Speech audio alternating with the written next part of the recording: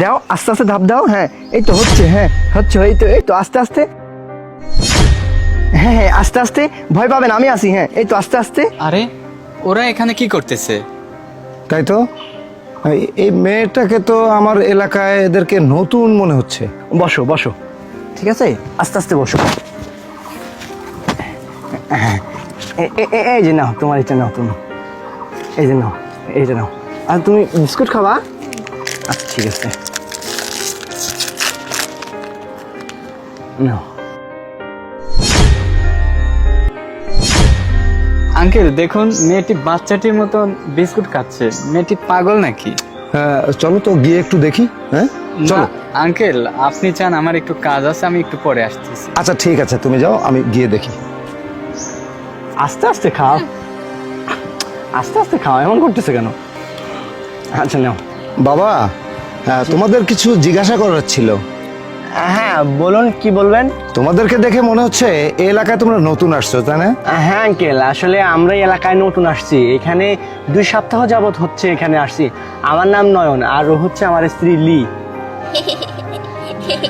হ্যাঁ বাবা, আমি কয়েকদিন হলো দেখছি, লক্ষ্য করছি যে তুমি এই মেয়েটাকে নিয়ে কখনো চকলেট খাওয়াচ্ছ, কখনো বিস্কিট খাওয়াচ্ছ, কখনো আবার মুখ টুক মুছে দিচ্ছ রুমাল দিয়ে।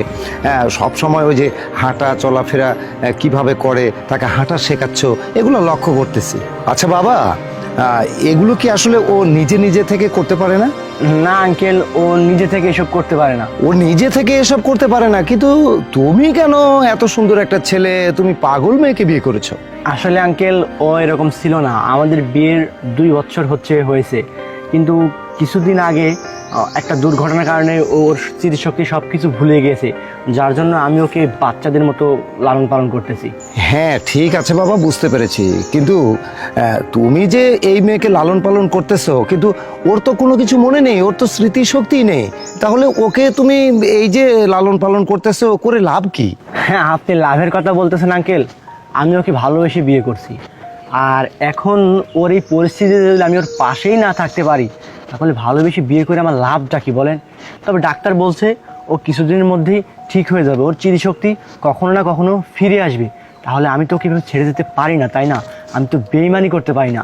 আমি ওকে সত্যি সত্যি ভালোবাসি, আর আমার তো ভাগ্যটা ভালো যে আমি ওকে আমার বাচ্চার মতো লালন পালন করতেছি।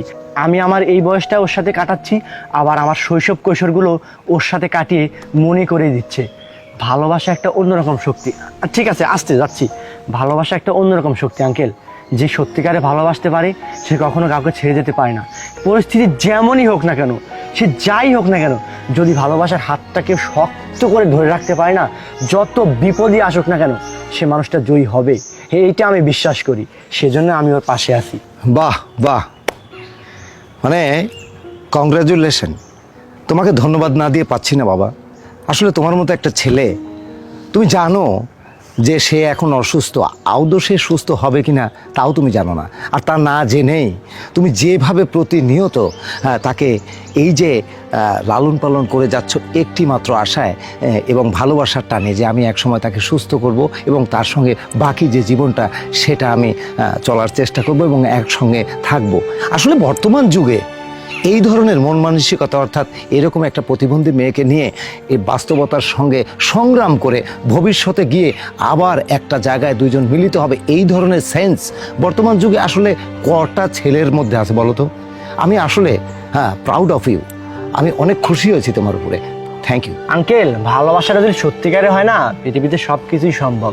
আমি ওকে ছাড়া থাকতে পারবো না, এটা সব। বাসায় যাবো? আচ্ছা ঠিক আছে, যাচ্ছি। আচ্ছা ঠিক আছে আঙ্কেল, আসবেন একসময় আমাদের বাসায়, ঠিক আছে? আমরা ওই যে সামনের ওই বড় বিল্ডিং এর কাছেই থাকি। এই যে নাও বাবা।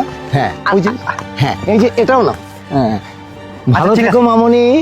আচ্ছা আচ্ছা ঠিক আছে আঙ্কেল, ঠিক আছে ঠিক আছে।